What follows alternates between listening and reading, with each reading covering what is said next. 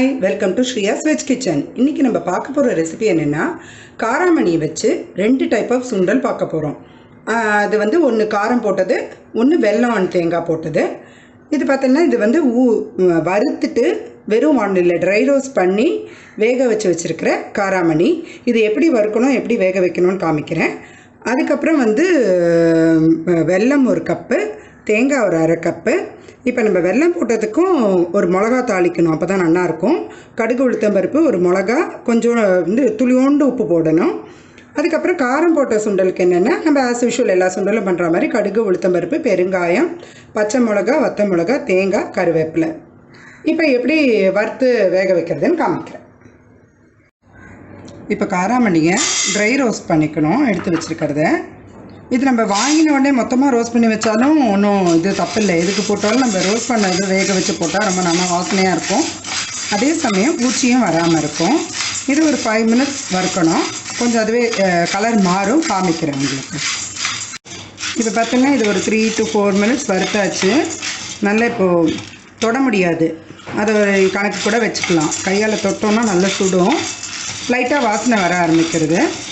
இன்னும் ஒரு 1 நிமிஷம் வறுத்துட்டு இதை ஆஃப் பண்ணிடலாம்.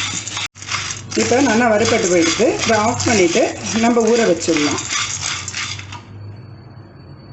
இந்த வறுத்து வச்சுருந்த காராமணியை ஒரு 3 மணி நேரம் ஊற வச்சுருந்தேன். இந்த பாருங்கள் நல்லா ஊறி இருக்குது. இதில் வந்து தண்ணி விட்டு நல்லா ஒரு 4 சவுண்டு வேக வைக்கணும். உப்பு போடலை, நான் வெறும் உப்பு சுண்டல் பண்ண போகிறேன்னா இதிலே உப்பு சேர்த்துக்கலாம், பாதி உப்பு.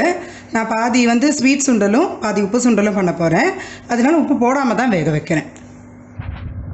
இப்போ ஒரு 4-5 சவுண்டு விட்டாச்சு. காராமணி வறுத்த காராமணியை வேக வைக்கும்போது ஊற வச்சுட்டு வேக வச்சது.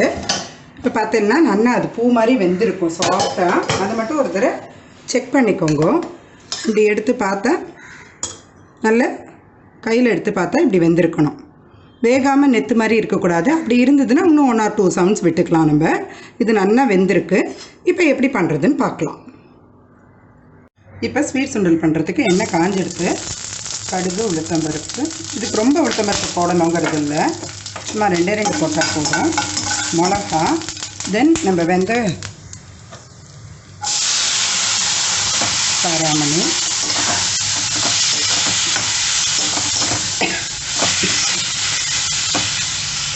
ஒரு சிட்டிகை உப்பு.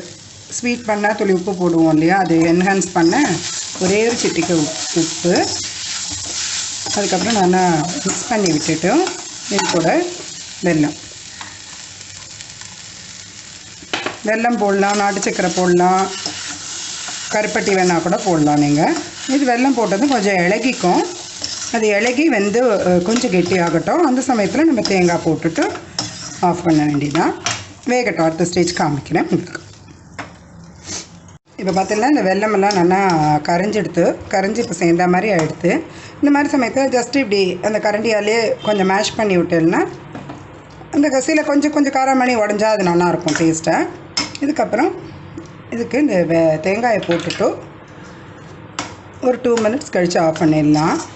இது வந்து நல்ல ப்ரோட்டீன் ரிச் ஃபுட்டு. நீங்கள் வெறும் நாள்லேயே கூட இது மாதிரி சுண்டல் பண்ணலாம். ஒரு நாள் காய்க்கு பதிலாக சுண்டல் ஜென்ரலி எங்கள் ஃபேமிலியில் பிடிக்கும், நாங்கள் பண்ணுவோம். இப்படி ஒரு 10 நாளைக்கு ஒரு தடவை காய் எதுவும் பண்ண போர் அடிச்சதுன்னா அன்றைக்கி சுண்டல் பண்ணுவோம். எல்லா சுண்டலுமே உடம்புக்கு ரொம்ப நல்லது.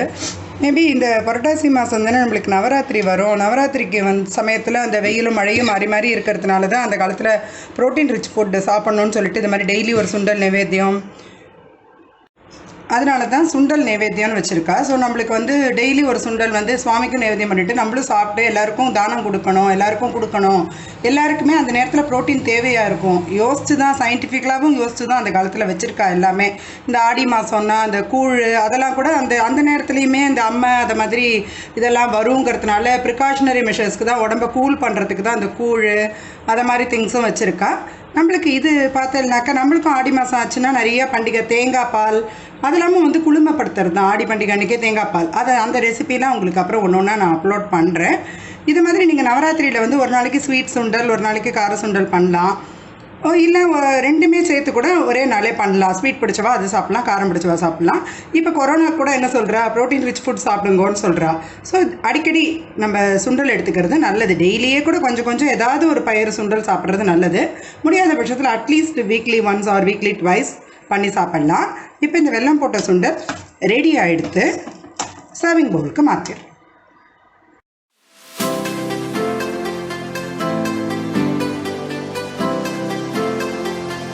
இப்போது எண்ணெய் காஞ்சிடுத்து. இதில் வந்து நான் 1 ஸ்பூன் குக்கிங் ஆயில், 1 ஸ்பூன் தேங்காய் எண்ணெய் விட்டுருக்கேன். ஏன்னா தேங்காய் எண்ணெய் போட்டுனா வாசனையாக இருக்கும்னு. கடுகு உளுத்தம்பருப்பு இதில் தாளிச்சிருக்கேன். இது காரம் போட்ட சுண்டல் தான் இப்போ நம்ம பார்க்க போகிறோம். கடுகு உளுத்தம்பருப்பு கடுகு வெடித்து உளுத்தம்பருப்பு செவக்கிற சமயத்தில் நம்ம வத்த மிளகாய் ஆட் பண்ணிட்டுடலாம்.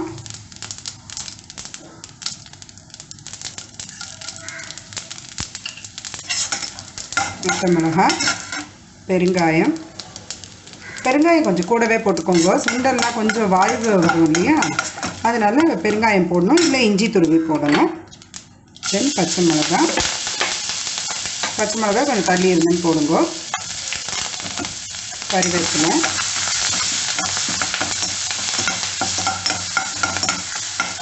இப்போ இந்த ஊற வச்ச காராமணியை இதில் சேர்த்துடுறேன்.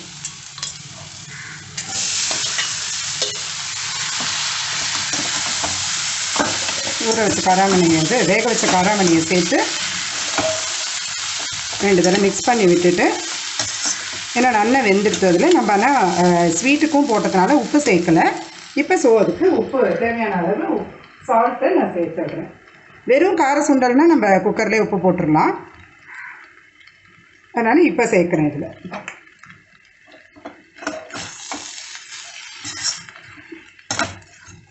ஒரு மிக்ஸ் பண்ணி ஒரு நிமிஷம் ஆகட்டும். உப்பு அதில் பிளெண்ட் ஆகட்டும். இப்போ இது ஒரு நிமிஷம் ஆகிடுத்து. இப்போ இதுக்கு எடுத்து வச்சுருக்கிற துருவின தேங்காயை சேர்த்துடலாம். தேங்காயை சேர்த்து மிக்ஸ் பண்ணி விட்டுட்டேன். இது கொஞ்ச நாள் கழித்து பார்த்தோன்னா உங்களுக்கு நல்லா ஒரு மாதிரி உதிராக ஆகிடும். ரொம்ப நம்ம இப்போ பண்ணும்போதே உதிராக இருந்ததுன்னா அப்புறமா ஒரு மாதிரி ஹார்ட் ஆகிடும். ஸோ கொஞ்சம் நல்லா சுண்டல் எல்லாத்துக்குமே கொஞ்சம் குழவாக வேக வச்சுக்கணும். அதுவும் இதை மாதிரி சுண்டல்னால் கண்டிப்பாக குழவாக வேக வச்சுக்கணும். ஒரு 1 மினிட் இப்படி இருக்கட்டும், அதுக்கப்புறம் ஆஃப் பண்ணிடலாம். இப்போ சுண்டல் ரெடி ஆகிடுத்து. உப்பு காரம் போட்ட சுண்டல் ரெடி. இது சர்விங் பவுலுக்கு ட்ரான்ஸ்ஃபர் பண்ணிக்கலாம். காராமணி ஸ்வீட் சுண்டல், உப்பு காரம் போட்ட சுண்டல் ரெடி. எங்களோட வீடியோஸ் உங்களுக்கு பிடிச்சிருந்ததுன்னா நீங்கள் லைக் பண்ணுங்க, ஷேர் பண்ணுங்க, சப்ஸ்கிரைப் பண்ணுங்க.